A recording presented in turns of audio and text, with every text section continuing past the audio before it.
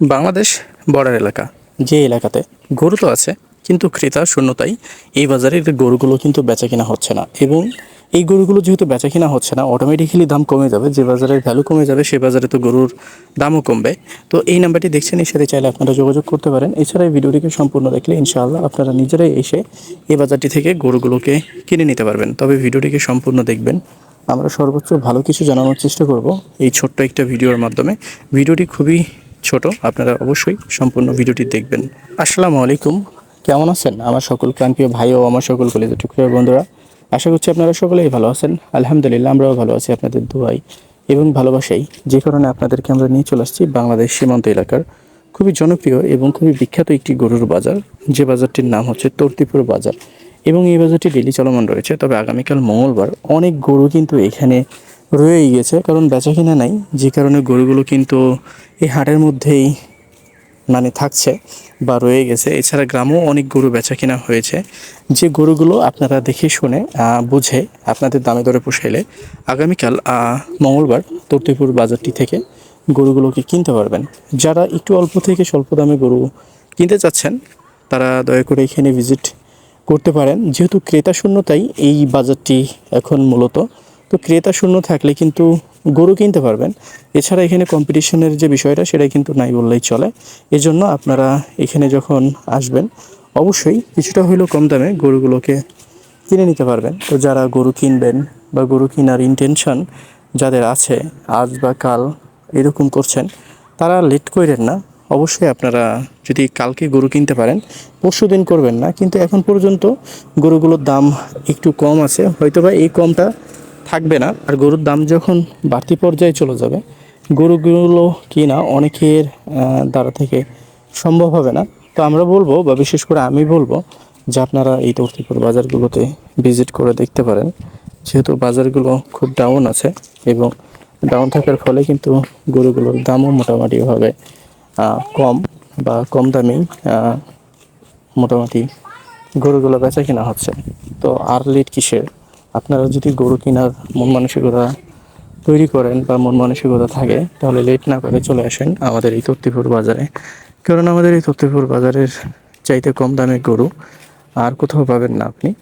যে কারণে আমি বলবো যে আপনারা যদি মঙ্গলবারে গরু কিনতে পারেন তো বুধবার করবেন না, বা বুধবারে যদি করতে পারেন কিনতে পারেন, তো দেখা যাচ্ছে যে আপনি বৃহস্পতিবার করবেন না। সব মিলিয়ে গরুর দামগুলো অনেকটাই কম বলবো আমি। কারণ আপনি যদি পার পিস গরু অনুযায়ী 10,000 টাকা করে কম পান, তাহলে এটা কিন্তু একটা হিউজ পাওয়া। এটা কিন্তু আপনাকে বুঝতে হবে। আর এই 10,000 টাকা কমার মানে হচ্ছে যে মার্কেটের যে ভ্যালু সেটা একদম ডাউন হয়ে যাওয়া। আর আমি মনে করি যে আমাদের তত্ত্বপুরে 2 হাট থেকে বা 3 হাট থেকে যেভাবে গরুগুলো বিশেষ করে বাজারজাত হওয়ার জন্য আসছে, এভাবে যদি গরুগুলো সোল্ড হইতো, 100%-এর মধ্যে দেখা যাচ্ছে যদি 20%ও গরু সোল্ড হইতো, তবুও কিন্তু বলা যেত যে না, বাজারটা মোটামুটিভাবে স্বাভাবিক আছে। কিন্তু 20%ও সেল হয় না এখানে। এর মানে বুঝতে হবে যে এই মার্কেটের ভ্যালুটা কী পরিমাণে কমেছে।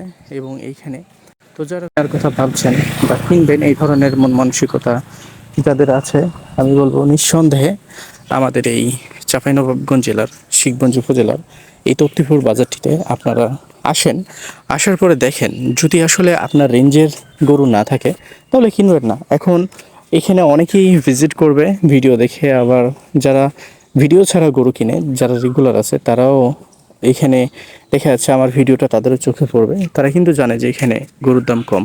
আর যারা বিশেষ করে গরুর পাইকার রয়েছে বা যারা গরু কেনা বেচা করে, এদের কিন্তু এত তথ্যের প্রয়োজন হয় না যে গরুর দাম কেমন বা এই সেই কেমন। ওরা জাস্ট আসবে, তাদের রেঞ্জের গরুগুলো থাকলে কিনবে। যেমন এই গরুগুলো দেখছেন মোটামুটি অনেকটাই কম দাম। এখন আমি যদি প্রাইসের কথা বলি তাহলে এটা আসলে পুরোপুরিভাবেই রং হয়ে যাবে। কারণ আমার কাছে মনে হয় এই গরুগুলো দেখা যাচ্ছে যে ম্যাক্সিমাম দেখা যাচ্ছে যে 90 থেকে 1 লাখের মধ্যে বিক্রি হবে। এখন এই গরুগুলো কি, এই গরুগুলো হচ্ছে কুরবানির উপযোগী গরু।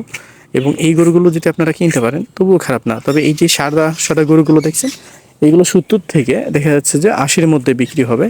এবং কিছু কিছু গরু আছে যেগুলো দেখা যাচ্ছে যে 25 থেকে 80-এর মধ্যে বিক্রি হবে। অসংখ্য গরু আছে, অসংখ্য গরু এখানে বেচা কিনা হচ্ছে।